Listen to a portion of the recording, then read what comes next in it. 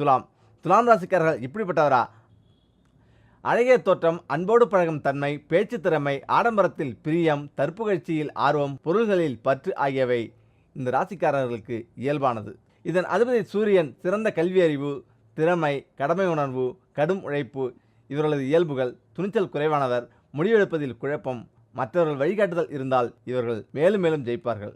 இதன் அதிபதி புதன். தெய்வபக்தி, நல்லொழுக்கம், நீதி நேர்மை உள்ளவர்கள். தன்னம்பிக்கை குறைவு, குழப்பமான சிந்தனையால் இவர்கள் எடுத்துக்கொள்ளும் காரியங்கள் தாமதமாகும். இதன் ஆட்சி கிரகம் சுக்கிரன். ஆசாபாசம் மிக்கவர்கள், பிறருக்கு உதவும் சுபாவம் மிகுதியாக காணப்படும். நல்லதையே நினைத்து நல்லதையே செய்ய விரும்புவீர்கள். குடும்பத்தை நேசிப்பீர்கள். இதில் செவ்வாயின் ஆட்சிக்கு உட்பட்டது. இவர்கள் தைரியசாலிகளாகவும் நல்ல பேச்சாளர்களாகவும் திகழ்வீர்கள். வெற்றியடையும் வெறியும் உண்டு. தலைமை தாங்கும் இயல்புகள் உண்டு. நன்மைகள் தரும் செயல்கள் அல்லது தீமை பயக்கும் செயல்கள் எதுவானாலும் எடுத்துக்கொண்ட காரியத்தை பிடிவாதமாக நடத்தி முடிப்பவர்கள். கோபமும் ஆவேசமும் உள்ளவர்கள். பொதுவாக அழகும் தெய்வபக்தியும் மிகுந்தவர்கள். கூறிய அறிவு, ஞாபக சக்தி, கலைகளில் ஆர்வம், தன்னம்பிக்கை, தாராள மனப்பான்மை, இரக்க சிந்தனை கொண்டவர்கள். ஓரளவு தர்ம நியாயத்தை கடைபிடிப்பவர்கள். அதே நேரம் கோபம், பாசம், சுயநலம் இவர்களிடம் உண்டு. இந்த ராசிக்காரர்கள் துலாக்கோல் போல் நல்லது கெட்டதை சீர்தூக்கி பார்த்து தீயதை அகற்றி நல்லதை கடைபிடித்து வாழ்வில் உயர்பவர்கள்.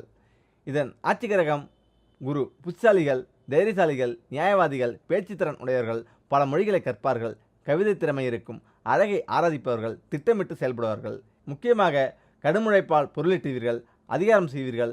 சுயநலம் கொண்டவர்கள், சாதிக்க துடிப்பவர்கள், சொத்து சேர்க்கவும் விரும்புவர். தலைமை பண்பு மிகுந்தவர்கள், நல்ல நண்பர்களாக திகழ்வர். அது மட்டும் இல்லாமல் கர்வம் இருக்கும். ஆழமானவர்கள், கோபமும் மூர்க்கத்தனமும் உண்டு. ஆவேசமாக சிந்தித்து அவசரமாக செயல்பட்டு தவறழிப்பார்கள். அதனால் எச்சரிக்கை தேவை. உணர்ச்சிவசப்படுவார்கள். ஆனால் பாசமும் கடமை உணர்ச்சியும் மிக்கவர்கள். அதோடு மட்டுமில்லாமல் மற்றவர்கள் மெச்ச வாழ்வார்கள். நட்பு உறவுகளிடம் பற்றும் பாசமும் மிக்கவர்கள். ஆடம்பரத்தை விரும்புவார்கள். தெய்வபக்தி, கடமை உணர்வு மிக்கவர்கள். உழைத்து உயர்வார்கள். அழகு, கலை உணர்ச்சி போன்றவற்றுக்கு அதிபதியான சுக்கிரன் உங்கள் ராசிக்கு அதிபதியாக இருப்பதால் மற்றவர்களை விடவும் நீங்கள் அழகுக்கு அதிக முக்கியத்துவம் தருவீர்கள்.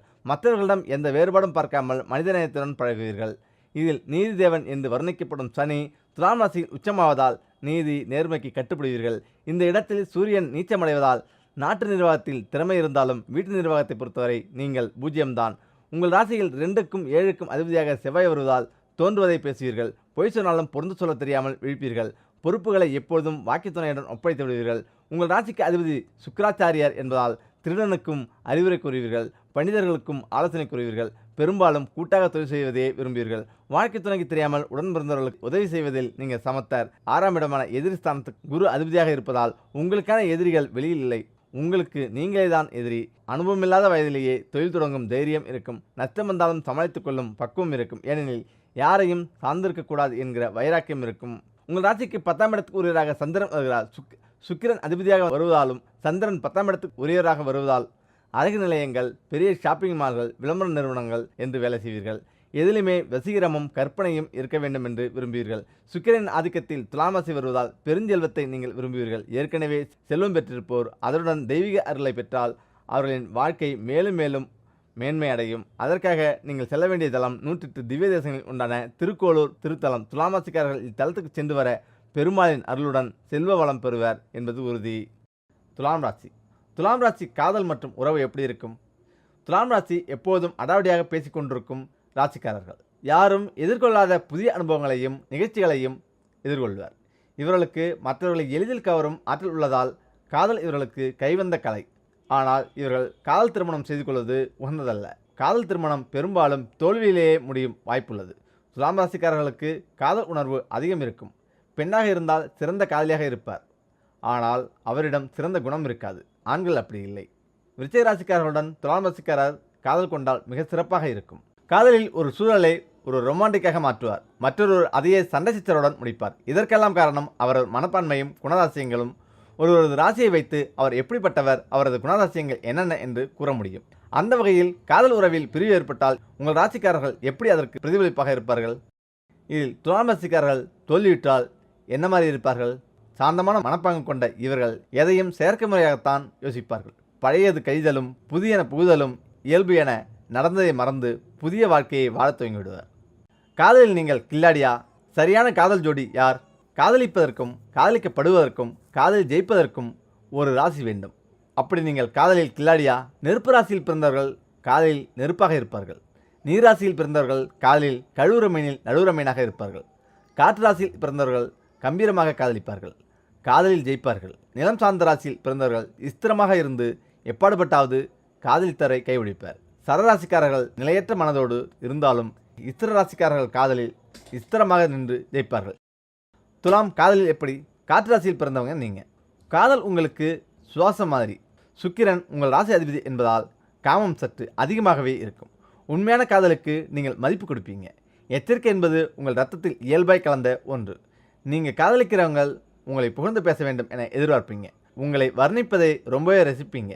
நீங்கள் காதலிக்கிற ஆள் கார் பங்களாவோடு இருக்கணும்னு எதிர்பார்ப்பீங்க. கும்பம் மிதன ராசிக்காரங்க உங்களை காதலிப்பாங்க. அடுத்ததாக திருப்பதி மலையில் இருந்து இறங்கி வந்து அந்த பெருமாளை உங்கள் பண கஷ்டத்தை தீர்த்து வைப்பார். இந்த ஒரு பொருளின் வாசம் உங்கள் வீட்டில் நிறைவாக இருந்தால், எவ்வளோ பெரிய பண கஷ்டத்தை கூட சுலபமாக ஒரு நொடி பொழுதில் தீர்த்து வைக்கக்கூடிய வல்லமை கொண்டவர்தான் பெருமாள். அவருடைய கடைக்கண் பார்வை நம் மீது விழுந்து விட்டால் போதும், பொன்பொருள் சொத்து சுகம் அனைத்தும் நம்மை தேடி வந்துவிடும். எந்த ரூபத்தில் அதிர்ஷ்ட காத்து நமக்கு வீசுது என்று நமக்கே தெரியாது. ஆனால் வறுமை பின்வாசல் பக்கம் சென்று இருக்கும். மகாலட்சுமி முன்வாசல் பக்கமாக வீட்டிற்கு வந்து கொண்டே இருப்பாள். அந்த பெருமாளின் ஆசீர்வாதத்தை வாங்க தினம் தினம் நாம் பெருமாள் வழிபாட்டை எப்படி மேற்கொள்ள வேண்டும்?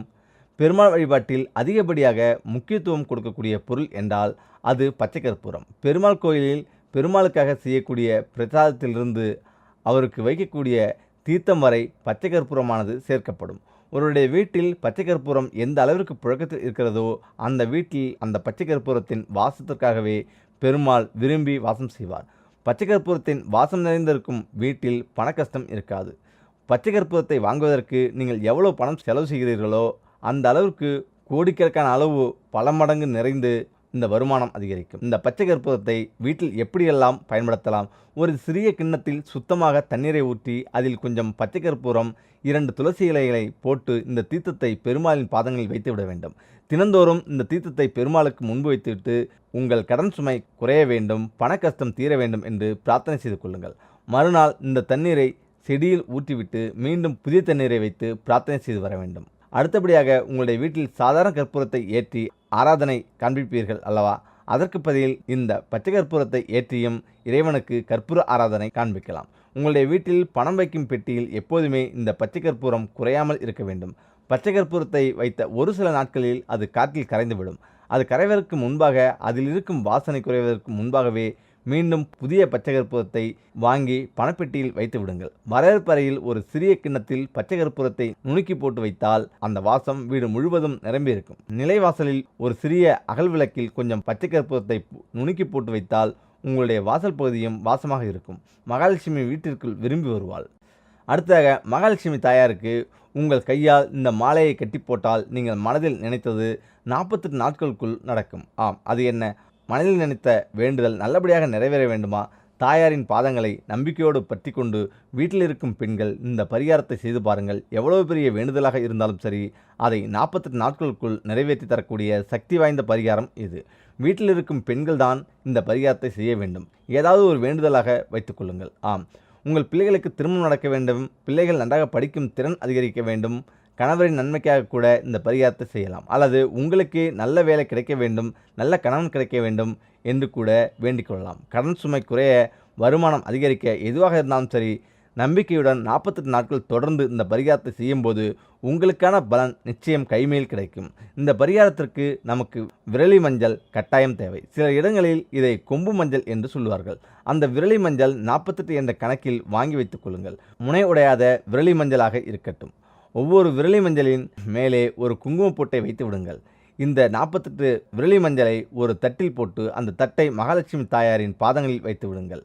தினமும் காலை எழுந்து சுத்தபத்தமாக குளித்துவிட்டு பூஜை அறையில் தீபம் ஏற்றி வைத்துவிட்டு மகாலட்சுமி தாயாருக்கு 2 ஏலக்காய்களை நிவேதியமாக வைத்துவிட வேண்டும். எடுத்து வைத்திருக்கும் 48 விரலி மஞ்சளில் இருந்து ஒவ்வொன்றாக எடுத்து தாயாருக்கு அர்ச்சனை செய்ய வேண்டும். குங்கும அர்ச்சனை செய்வோம் அல்லவா? அதேபோல ஒவ்வொரு விரலி மஞ்சளாக எடுத்து தாயாரின் பாதங்களில் வைத்து விடுங்கள். ஒவ்வொரு முறை இந்த மஞ்சளை எடுத்து தாயார் பாதத்தில் வைக்கும்போது உங்களுடைய வேண்டுதலை மனதார ஒரு முறை சொல்ல வேண்டும். வேண்டுதலை ஒரு வரியில் சொல்லுங்கள்.